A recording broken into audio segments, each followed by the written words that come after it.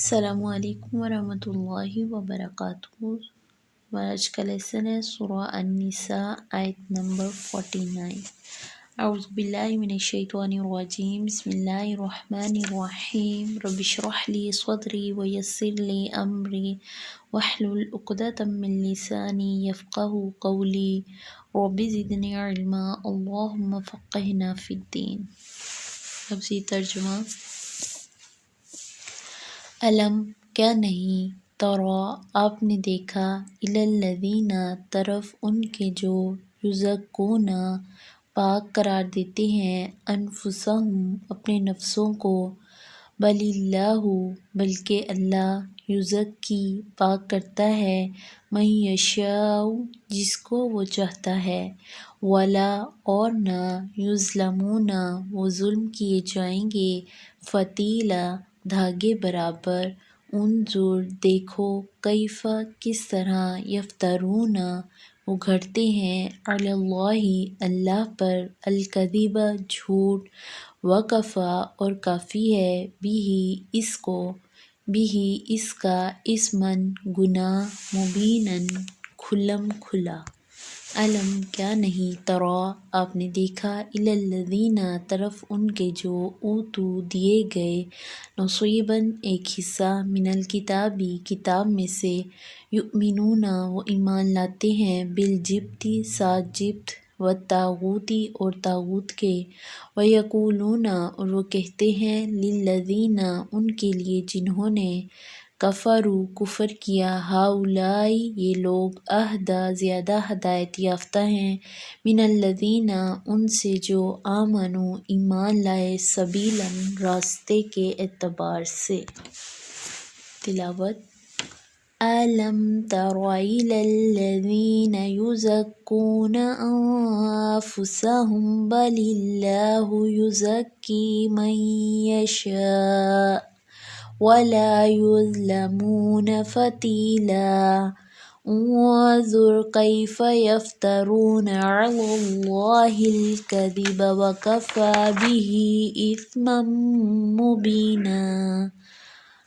ألم تر إلى الذين أوتوا نصيبا من الكتاب يؤمنون بالجبت والطاغوت ويقولون للذين كفروا هؤلاء أهدى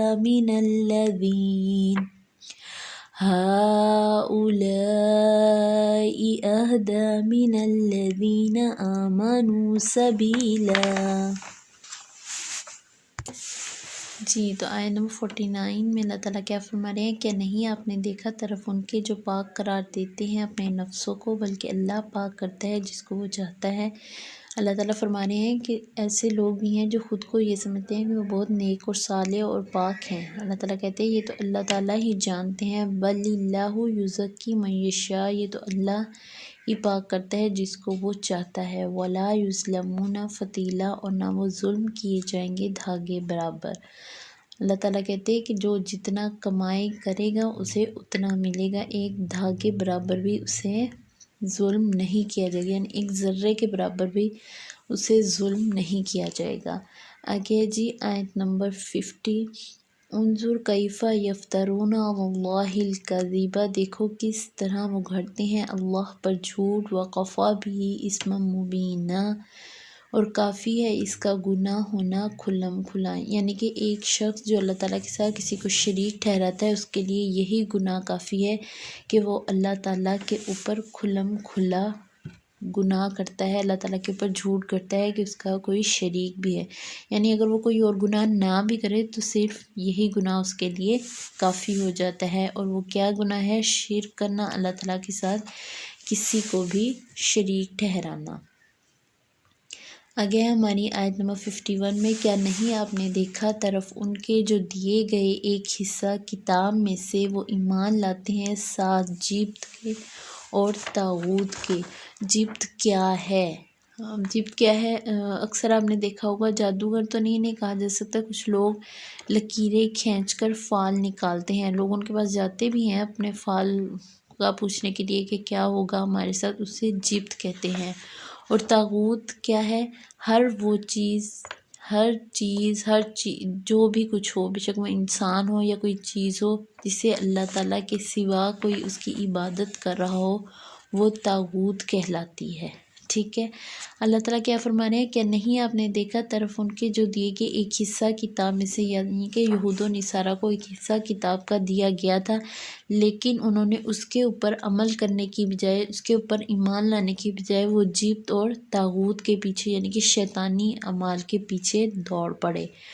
وَيَقُولُونَ لِلَّذِينَ كَفَرُوا هَؤُلَاءِ أَهْدَىٰ، اور وہ کہتے ہیں ان کے لیے جنہوں نے کفر کیا، یہ لوگ زیادہ ہدایت یافتہ ہیں، من الذین، ان میں سے جو آمنوا، ایمان لائے، سبیلاً، راستے کے اعتبار سے۔ اس کے بارے میں ایک روایت ملتی ہے کہ حضرت ابن عباس سے روایت ہے، یہود کے کعب بن اشرف اہل مکہ کے پاس گئے اور کہا کہ میں تمہاری مدد کروں گا، تو انہوں نے کہا کہ آپ ہمارے جبت اور طاغوت کے بتوں کو سجدہ کرو، تو کعب بن اشرف نے کر دیا، یعنی کہ تب انہوں نے سجدہ کر دیا۔ ابو سفیان نے کہا ہم درست ہیں یا محمد، یعنی کہ انہوں نے صرف یہی نہیں کروایا کہ ان سے بتوں کی پوجا کروائی، بتوں سے سجدہ کروایا، بلکہ پھر بعد میں ابو سفیان نے پوچھا تو وہ مسلمان نہیں نہ ہوئے تھے کہ اب بتاؤ کہ ہم زیادہ درست ہیں یا محمد، تو کعب بن اشرف نے کہا کہ تم زیادہ ہدایت یافتہ ہو۔ انہی کے بارے میں یہاں پہ اللہ تعالیٰ فرما رہے ہیں کہ لِلَّذِينَ كَفَرُوا هَؤُلَاءِ أَهْدَىٰ، ان کے لیے جنہوں نے کفر کیا یہ لوگ زیادہ ہدایت یافتہ ہیں، من الذین، ان لوگوں سے، آمنوا، جو ایمان لائے، سبیلاً، راستے کے اعتبار سے۔ دیکھیے آج ہمیں جبت اور طاغوت کے بارے میں پتہ چل گیا ہے کہ یہ سراسر شرک ہے، اور اگر ہم اللہ تعالیٰ کے سوا کسی انسان کی طرف بھی، زیادہ تر لوگ انسانوں سے ہی وہ زیادہ محبت کا شکار ہو جاتے ہیں، تو اگر ہم کسی چیز سے اس قدر محبت کرتے ہیں کہ ہم اللہ تعالیٰ کو بھولتے جاتے ہیں تو یہ طاغوت ہے، یعنی کہ یہ شرک ہے، اللہ تعالیٰ کے ساتھ ہم کسی کو شریک ٹھہرا رہے ہیں۔ اس لیے ہم نے کوشش کرنی ہے کہ اللہ تعالیٰ کے سوا کسی کی عبادت نہیں کرنی، کسی سے اتنا دلی لگاؤ نہیں رکھنا کہ ہم طاغوت کہ ایسے لوگوں کے زمرے میں آئیں کہ جو اللہ تعالیٰ کے ساتھ دوسروں کو شریک ٹھہراتے ہیں۔ چنانچہ ہمارا لیسن یہیں تک تھا۔ السلام علیکم ورحمۃ اللہ وبرکاتہ۔